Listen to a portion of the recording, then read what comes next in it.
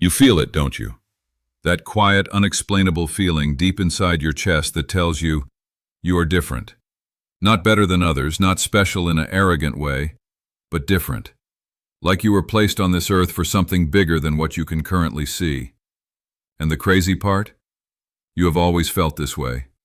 Even as a child, you looked at the world differently. You asked questions others never asked. You felt pain more deeply. You loved more intensely. You noticed things that nobody else around you seemed to notice. And for years, maybe your entire life, you thought something was wrong with you. You thought maybe you were too sensitive, too emotional, too lost, too broken. But what if I told you that everything you went through, every painful moment, every lonely night, every door that closed in your face, every person who left, every dream that seemed impossible, what if all of it was not a punishment, but a preparation? What if God was not ignoring you, but actually, silently, carefully, deliberately choosing you?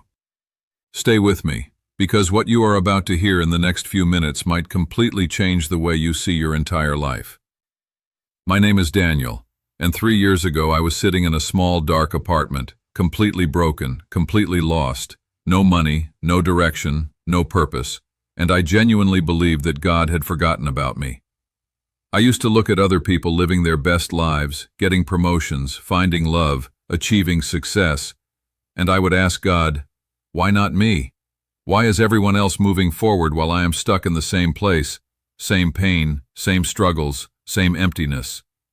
And one night, at the lowest point of my life, I opened an old Bible that belonged to my grandmother, and I randomly flipped to a page, and the words I read that night stopped my heart. It said, "For I know the plans I have for you, declares the Lord, plans to prosper you and not to harm you, plans to give you hope and a future." And something inside me broke open, not broke down, broke open, like a seed that has been buried underground for so long and finally, it cracks and starts to grow.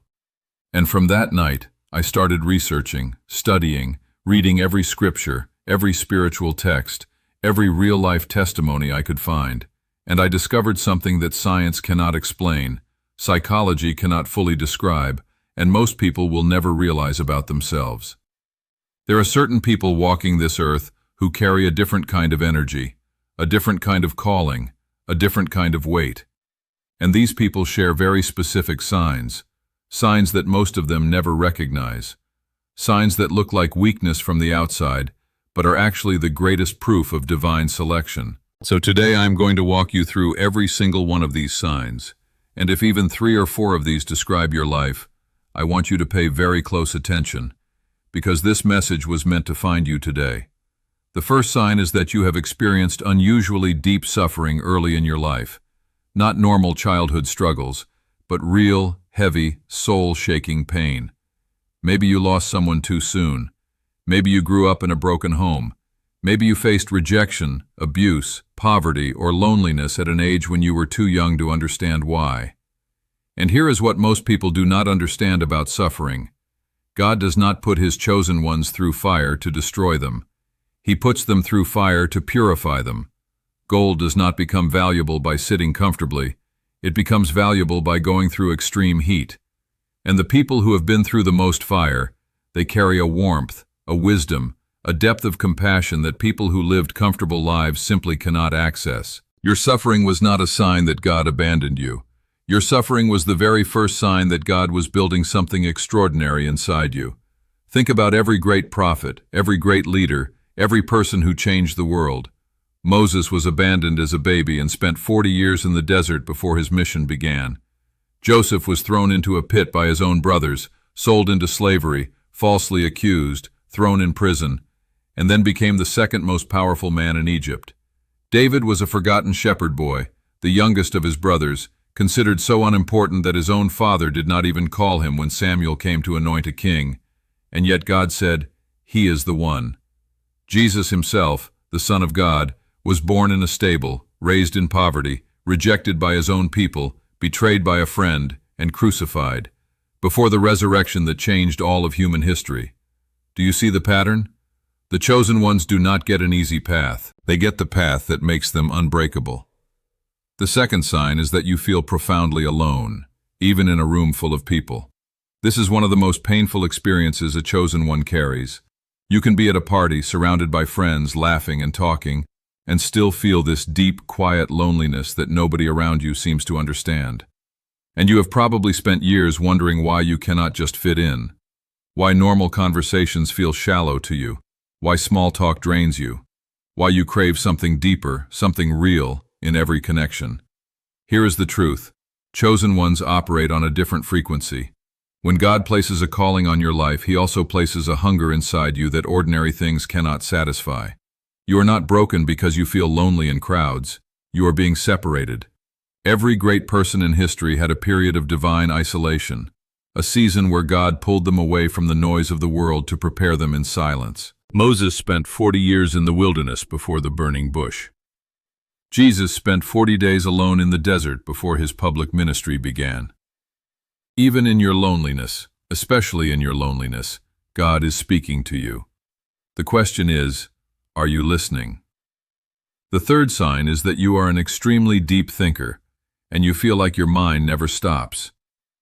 While others are thinking about what to eat for dinner or what show to watch tonight, your mind is wrestling with the meaning of existence, the nature of suffering, the purpose of your life, the reality of God, the weight of time, the mystery of death. You lie awake at night not because you are anxious, but because your mind is alive with questions that most people never even think to ask. This is not a curse. This is a gift. God gave you this mind because the calling on your life requires it. The problems you are meant to solve, the people you are meant to reach, the message you are meant to carry. It requires a mind that goes deep. Shallow thinking produces shallow results, but a mind like yours, restless, searching, constantly reaching for truth, that is the mind of a prophet, a builder, a healer, a leader. The fourth sign is that you have a powerful sense of empathy. You feel other people's pain as if it were your own. When someone is hurting near you, you feel it in your body. When you see injustice in the world, it does not just make you sad. It makes you angry. It makes you want to do something. It burns inside you like a fire that will not go out. Most people can look at suffering and move on within minutes. But you carry it. You think about it. You lose sleep over it. And the world will tell you that you are too sensitive, that you need to toughen up, that you need to stop letting things affect you so deeply. Do not listen to them. Your empathy is your anointing. The greatest healers, teachers, counselors, and leaders in history were not people who were disconnected from pain. They were people who felt it so deeply that they could not rest until they did something about it. God gave you this sensitivity because He is going to use you to reach people that nobody else can reach. People who are broken, lost, ashamed, invisible. They will come to you because they will feel in your presence that you actually understand. And understanding is the beginning of healing. The fifth sign is that you keep experiencing what feels like divine timing in your life. Coincidences that are too perfect to be coincidences. A phone call that comes at exactly the right moment. A stranger who says exactly what you needed to hear. A door that closes, and then, months later, you realize it closed to protect you from something terrible. A relationship that ended in heartbreak, and then you look back and see that if it had not ended, you would never have found your real path. Chosen ones live in a world of divine orchestration. God is constantly moving pieces around you that you cannot see, and sometimes, most of the time, you will not understand what He is doing until later, much later. But look back at your life right now. Look at the moments that broke you, and trace the line from those moments to where you are today. Can you see it? Can you see how even your worst moments were working together for something you could not have planned yourself? That is not luck. That is not coincidence. That is the hand of God writing your story with a precision and a love that your human mind cannot fully comprehend. The sixth sign is that you have always had a feeling, sometimes faint, sometimes overwhelming, that you are meant for something great. Not famous necessarily, not rich necessarily, but great in the truest sense of the word, meaningful, impactful, purposeful. And this feeling has both driven you and tortured you. Driven you because it keeps you moving forward even when everything around you says stop. Tortured you because you have not yet seen it fully manifest, and the gap between what you feel inside and what you see in your reality can be one of the most painful experiences a human being can carry. But I need you to hear this. The feeling is real. That whisper inside you is not your ego. It is not your imagination. It is God's promise, planted like a seed in your spirit before you were even born. Jeremiah 1:5 says, "Before I formed you in the womb, I knew you. Before you were born, I set you apart." You were chosen before you arrived. The calling came before the person. Everything you have been through, the pain, the confusion, the waiting, the setbacks, has all been the process of growing into the person who is capable of carrying what God has planned for you. The seventh sign is that people are either deeply drawn to you or deeply uncomfortable around you, and there is almost no in-between. Some people meet you and immediately feel safe, seen, and understood. They open up to you about things they have never told anyone. They trust you instinctively. They come back to you when they are broken. But other people, particularly people who are operating from a place of ego, pride, or darkness, feel threatened by you. They try to bring you down. They talk about you. They mock your dreams. They tell you that you are too much, too intense, too idealistic. And here is why. Light makes darkness uncomfortable.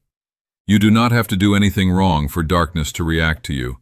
Your very presence exposes it. And the people who have tried hardest to dim your light, they were never really reacting to your flaws. They were reacting to your calling. The eighth sign is that you have been through at least one complete collapse, a period where everything fell apart at the same time. Your finances, your relationships, your health, your identity, your faith, all crumbling simultaneously. And in that collapse you touched something so dark, so empty, so hopeless, that you genuinely wondered if you would survive it. But you did survive it. You are here. And I want you to understand something profound about that collapse. It was not the end of your story. It was the death that precedes resurrection. There is a spiritual principle that runs through every major religious tradition on earth. Before the breakthrough, there is always a breakdown. Before the resurrection, there is always a crucifixion. The caterpillar does not gently transform into a butterfly. It completely dissolves inside the cocoon. Everything it was disappears. And from that dissolution, something entirely new emerges. Your collapse was your cocoon, and you are closer to emerging than you have ever been. The ninth sign is that you have gifts and abilities that you did not fully earn through effort alone, things that come naturally to you that others struggle with for years. Maybe you have a gift for words. Maybe you can walk into a room and immediately sense what is happening emotionally. Maybe you have an ability to see solutions that others miss. Maybe you have a creativity that produces things of genuine beauty and meaning. These gifts were not accidents of genetics or environment. They were given to you intentionally, specifically, purposefully, because the assignment God has for you requires exactly those tools. Do not take your gifts for granted. Do not waste them chasing things that were never meant for you. Your gifts are arrows pointing toward your purpose.